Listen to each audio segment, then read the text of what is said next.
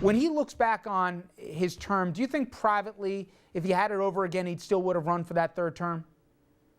Yes, I think he has very few regrets, and I think he's having a great time. And I think he's also very comfortable leaving office right now. So I don't think he has any regrets for doing that, even though he obviously did stretch a little to get it done. But he, I think, is very happy with what he's been able to accomplish in New York. He thinks history will ultimately judge him very favorably, even if his approval ratings in New York are not very good. And I think he sees whatever he does next as a continuation of the same project. I mean, he used the mayor's office in New York, obviously to run the city of New York and to demonstrate his own abilities, but to pursue a lot of the issues that he's very interested in. And once he leaves the mayor's office, he fully intends to continue pursuing those efforts. And I think the point of my story, one of the points of my story, is that thanks to him having something like $31 billion to play with, he's going to have an enormous amount of ability over the coming years outside of the mayor's office in New York to influence the world. If there was one perception that rankles him most about his time in office, is he most upset about the really the public rebuke, if you look at the polls, over stop and frisk, or is it that he presided over a city that is the person who hopes to succeed him, Mr. de Blasio, says is basically two cities, ones of have and have-nots and a growing divide in terms of that income disparity? What bothers him most about those perceptions? Well, he just basically rejects them all. And one of the things about him is that he's incredibly cutting when you bring up his critics and criticism against him. He just totally dismisses it outright, basically as unrational. Now, I think he would argue, and we didn't get into this in the interview, but I've talked to people around him, that growing income inequality is not an issue. It's a real problem. But he's also argued that in the city of New York, the ability, or making the city attractive to very high wealth people, making it an attractive place to stay for Wall Street and banks and things like that, really does underwrite all the city is able to do for people without money. And so he doesn't see it as it's sort of spoken about in political campaigns, that you're either with the rich or you're with the rest of the city. He says, by being with the rich, I'm with the rest of the city, and there's an economic argument to be made there. I mean, a significant part of the tax revenue and the increases in the tax revenue have come from New York's ability to attract very wealthy people in large numbers and very high-earning companies in large numbers.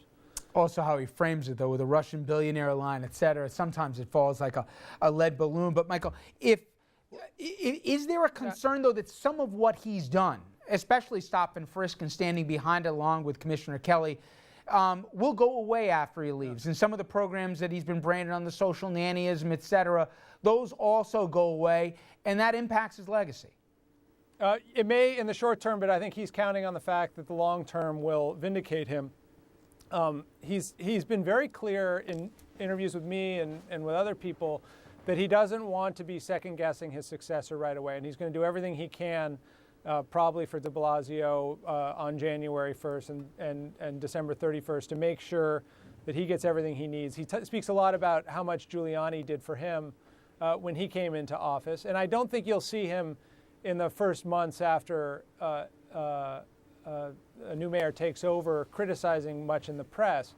I do think he believes that if you got rid of something like stop and frisk, you will see an increase in crime, and that will vindicate his position. I mean, his theory here is that the reason for stop and frisk is that it's a data-driven program that is successful, even if obviously it leads to things that look a whole lot like racial profiling, even if the courts haven't clearly labeled them that. I think with the other programs, a lot of them are here to stay. There's not much risk of them going away. I mean, he really has won the city smoking war nationwide. I think the trends on restaurant labeling and other stuff like that are moving in the same direction.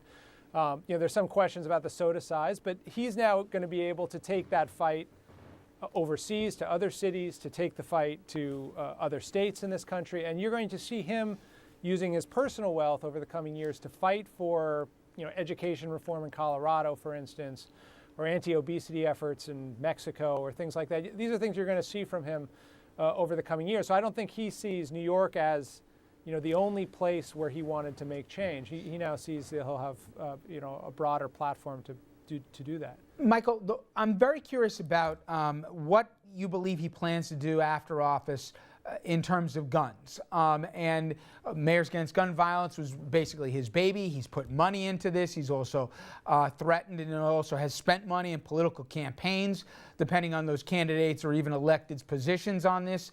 That said, will he take this when he leaves and even double down on it, or do you think he's fought his fight and he's going to move on to other issues? No, he's made it very clear, and his aides have made it very clear that he's just getting started. And I think in 2014, you're going to see a number of races where he invests heavily. The highest profile race is going to be the re-election campaign of Arkansas Senator Mark Pryor. Yep. He is already advertising in that. He has already advertised in that race. He's promised to advertise much more. It's a very controversial campaign for him because, in theory, if Pryor goes down and a Republican wins, it would be a pro-gun Republican. But if Pryor goes down and a pro-gun Republican wins, he could be jeopardizing Democratic control in the Senate. But he really wants to make his point. And he's been clear to everybody that despite the recent setbacks, you had a couple recall elections out in Colorado, that he's just getting started and they're definitely going to be moving forward. His theory of this case is that this isn't a one-off, that the only way you really change the gun debate in the U.S. is over a 10 or 20-year horizon by creating a political penalty, much in the way the NRA has for people who vote for gun control, for people who vote against gun control, and that's what he intends to do. Is there a political job, finally, Michael, other than president, that would interest him? I'm sure there is. I asked him. I mean, he's saying he's not interested in president now. I don't think anybody's arguing that he could actually get elected to president now, but he has also not made clear what he's doing next, and I think he will have another job. He says he's not going to go back to managing his company on a day-to-day basis. He's done that. He's happy with the management team that's now there. But he also says that he believes his talent is managing large, complex organizations. And so I think he's going to leave office. He said he's going to go on vacation for a little bit. He feels no pressure to decide right away what he's going to do next. But I think if a job opportunity presented itself to run another large, complex organization that works on the policy issues he's interested in and gave him some manner of freedom to do that, he'd be very eager to do it. So yes, I do think there's a real possibility that either an international organization or even a cabinet level position or something like that could come along in the next 5 years or so that he would get very excited about, or even another corporate opportunity, and he would pursue it. Well, he's got 31 billion reasons here to be selective. Michael, great job. I really appreciate a few minutes. Thank you so much. Thank you, Richard.